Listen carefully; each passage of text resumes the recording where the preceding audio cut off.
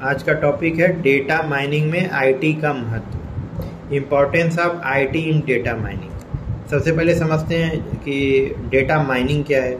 Data mining database के विशाल set का विश्लेषण करने और फिर डेटा का अर्थ निकालने के लिए कंप्यूटर असिस्टेड प्रक्रिया है। यानी कि हम क्या कर रहे हैं, कंप्यूटर की हेल्प से बहुत अधिक मात्रा में डाटा कलेक्शन होता है उसका विश्लेषण करना, उसका एनालिसिस करना है और उस डाटा एनालिसिस के बाद उसका भविष्य में क्या प्रोबेबिलिटी बनेगी, उसका क्या प्रयोग होगा, प्रैक्टिकलिटी क्या होगी, इसकी यह भविष्यवाणी करता है। तो डाटा माइनिंग में हम बेसिकली समझे कि हम एक बहुत बड़े डाटा, रॉ डाटा जिसको बोलते हैं और यह प्राइमरी डाटा भी बोलते हैं, ऐसी डाटा को कलेक्ट करना और उसके कलेक्शन के बाद उसका कंप्यूटर की सहायता से एनालिसिस करना।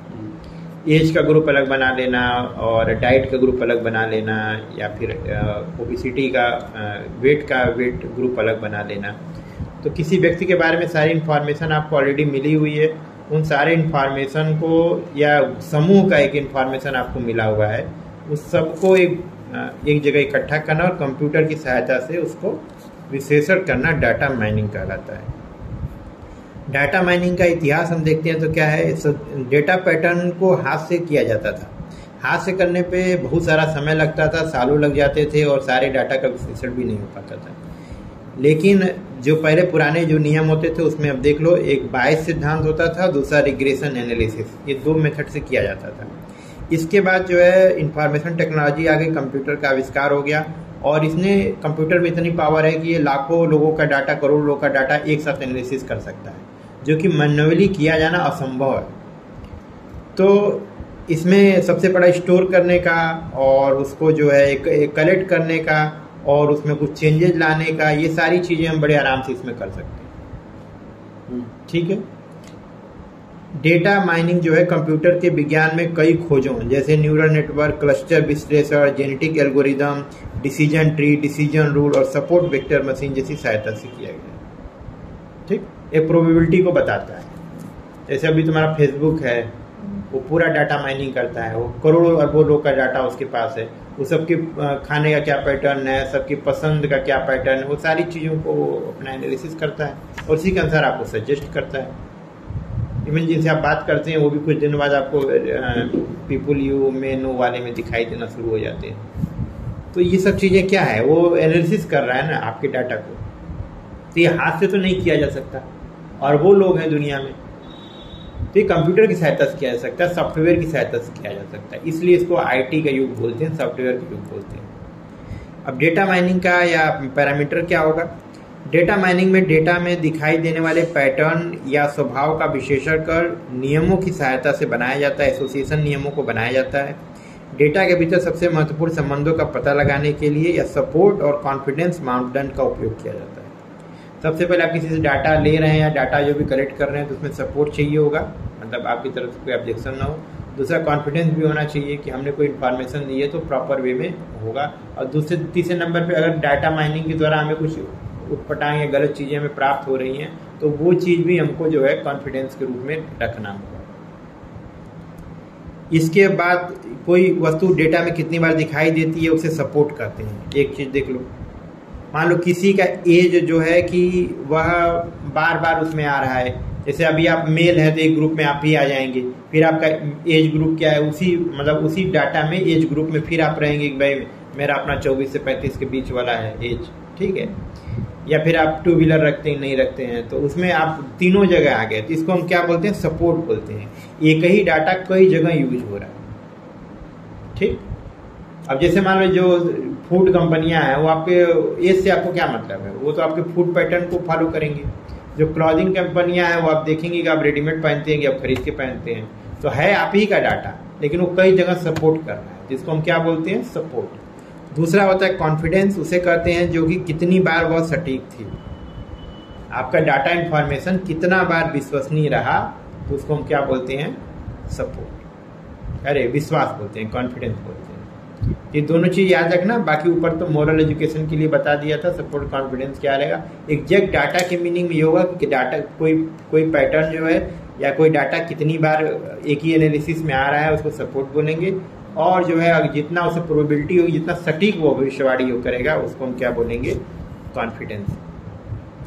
अन्य डेटा माइनिंग में सीक्वेंस या पाथ एनालिसिस, क्लासिफिकेशन, क्लस्टरिंग और फोरकास्टिंग ये सब शामिल होता है। ठीक है, मतलब उसका सीक्वेंस देखना है, उसका पाथ एनालिसिस करना है, किस तरह से वो आगे बढ़ रहा है, क्लासिफिकेशन उसका करना है कि एज ग्रुप में क्लासिफाइड कर दिए, और जैसे आरबीएस के अनुसार करना होगा तो वह में कर दिया। प्रकृति, हम लोग प्रकृति में करते हैं ना, पूरी इस कम्युनिटी को हमने वात पित्त कफ में और वात पित्त कफ पित्तज और कफ वातज में अपना हमने डिवाइड कर रखा है।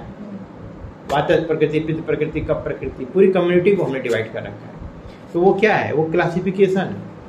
ठीक है, क्लस्टरिंग होता है पूरा इकट्ठा करना एक जगह, एक कम्युनिटी का, उसको क्लस्टरिंग बोलते हैं। और फोरकास्टिंग क्या है, उसके आधार पर कोई भविष्यवाणी करना। तो इसको 3-4 चीजें हैं, ये 4 चीजों का हम मीनिंग पढ़ लेते हैं। सीक्वेंस या पथ विश्लेषण किसे कहते हैं? सीक्वेंस या पाथ एनालिसिस पैटर्न की खोज को करते हैं, पैटर्न की खोज करते हैं जहां एक घटना दूसरे बाद की घटना में परिवर्तित होती है। ठीक, एक अनुक्रम वस्तुओं के समूह की एक अनुक्रमित सूची है। ठीक, मतलब एक सीक्वेंस है वो समूह वस्तुओं का, उसी से दूसरी सूची बनती है। यह कई डेटाबेस में पाई जाने वाली एक समान डेटा समझ। जैसे भी भारत पाकिस्तान का मैच हो रहा था तो उन्होंने पूरा डाटा निकाल दिया ना, कितनी बार मैच हुआ है, कितनी बार इंडिया ने ओपनिंग की तब जीती है, कितनी बार बॉलिंग की है तब जीती है, कितने नंबर के बल्लेबाज बढ़िया परफॉर्म कर पाते हैं। तो ये सारी चीजें क्या है, ये एक पैटर्न को खोज करेगा। तो इसके आधार पर ये लग रहा है कि इंडिया जीत जाएगा, पाकिस्तान हार जाएगा, या पाकिस्तान जीतेगा, इंडिया हारेगा, ऐसा है ना सीक्वेंस। जैसे सामान्य मैचों में इंडिया हार जाती है, लेकिन वर्ल्ड कप के मैचों में कभी इंडिया नहीं हारी है। तो इसका भी कॉन्फिडेंस आता है कि ऐसी स्थिति हो सकती है। ठीक, तो ये जो चीज है ना, ये विश्लेषण है, विश्लेषण है। ठीक, फिर आता है क्लासिफिकेशन। क्लासिफिकेशन क्या होता है? वर्गीकरण मापदंड के या क्लासिफिकेशन मापदंड के पैटर्न को देखता है।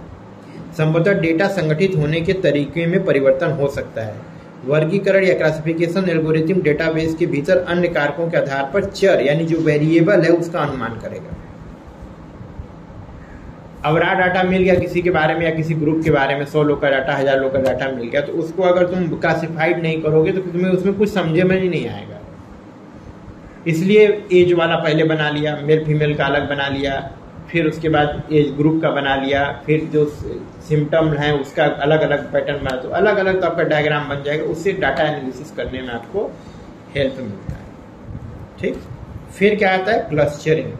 क्लस्टरिंग में क्या होता है कि जो आप अननोन फैक्ट हैं बहुत सारा, उन समूहों को खोजेगा। यानी कि आप जनरल डाटा, किसी चीज के लिए सर्वे हुआ और आप उसको यूज करने वाले, उसको हम लोग क्या बोलते हैं? क्लस्टरिंग।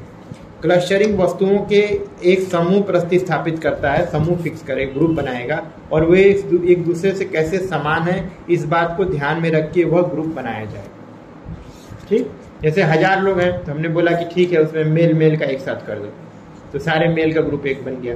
फिर बोला फीमेल का एक ग्रुप बना दो, ठीक है। फिर बोला कि 15 से 25 साल एक जगह कर दो, 25 से 35 साल एक जगह कर दो, और अपना ऐसे 36 से 45 एक कर दो। तो वो अलग अलग 3 ग्रुप बना दो। ठीक, जिसके बच्चे हैं, जिसके नहीं बच्चे हैं ये बना दो, मैरिड है अनमैरिड है सब बना दो, वर्किंग क्लास का बना दो, नॉन वर्किंग क्लास का बना दो। तो इस तरह का पैटर्न बना करके आप जो है क्लस्टरिंग करते हैं, समूह बनाते हैं। फिर आता है फोरकास्टिंग। फोरकास्टिंग का मतलब जानते हो, पूर्वानुमान करना। डेटा माइनिंग के भीतर मापदंडों को बढ़ावा देने के लिए डेटा पैटर्न की खोज की जा सकती है जिससे भविष्य के बारे में उचित भविष्यवाणी हो सके। ठीक, जिससे पूर्वानुमान या फोरकास्टिंग कहा जाता है। ठीक, तो ये आपका होता है। अब डेटा माइनिंग ये तो समझ में आ गया, फोरकास्टिंग करना, प्रोबेबिलिटी को प्राप्त करना, संभावना कि ऐसा ऐसा होगा। डेटा माइनिंग के जो आप देखो एक साथ दिया हुआ है, क्या क्या उसमें होना चाहिए, स्टैंडर्ड क्या होना चाहिए, सपोर्ट होना चाहिए। मतलब वेरिएबल ऐसा नहीं कि एक ही बार आया फिर कभी आया ही नहीं, बार बार आएगा तब ना वो सपोर्ट में आएगा। फिर आता है कॉन्फिडेंस।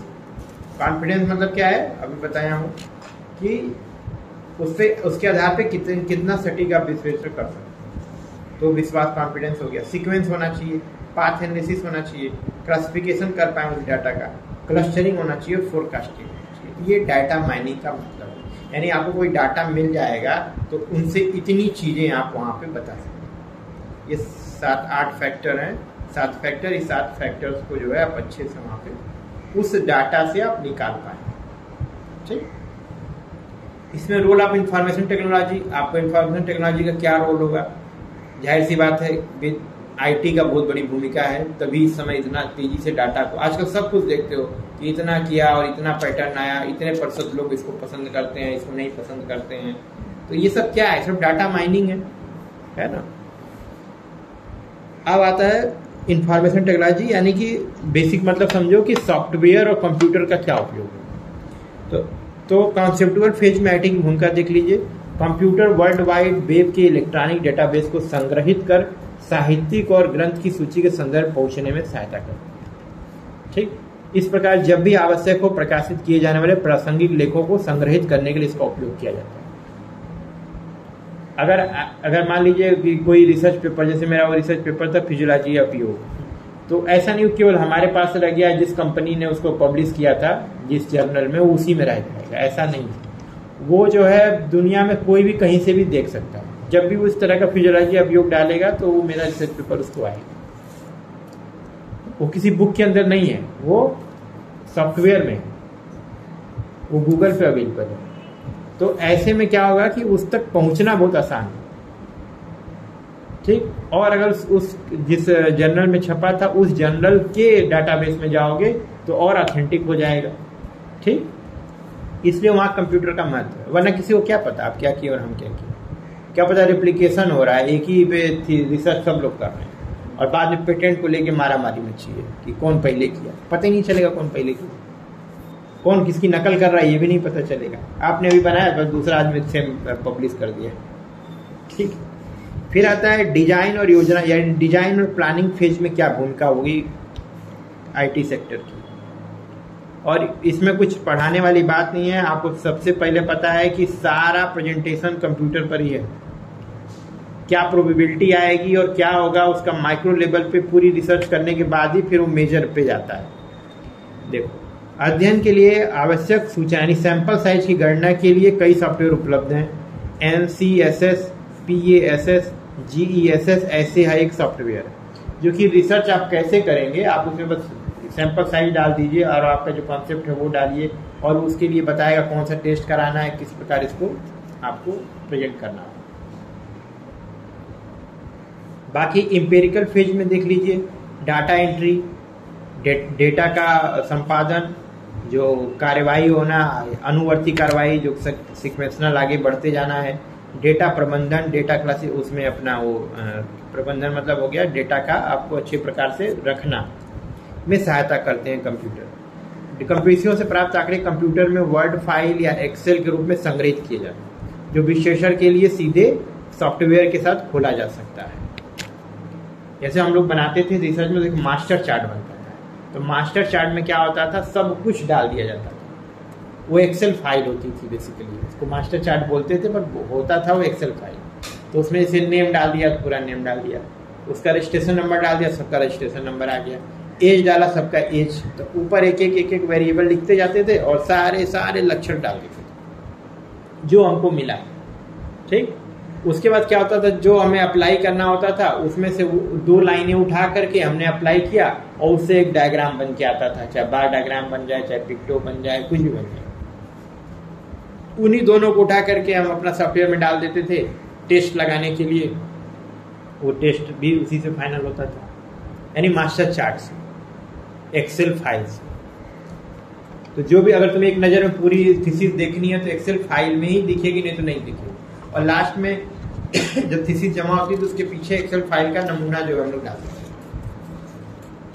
30% का ये एक्सेल फाइल है, बाकी दूसरा 30 स्टूडेंट टी टेस्ट लगाते हैं जो 30 सैंपल के लिए कंपेरेटिव 2 ग्रुप कंपेयर करना है तो स्टूडेंट टी टेस्ट लगता था। तो वो दोनों को मिला करके हम लोग अपना वो सॉफ्टवेयर से ही हो जाता था। तो कहने मतलब उसको हाथ से तो करना मुश्किल है।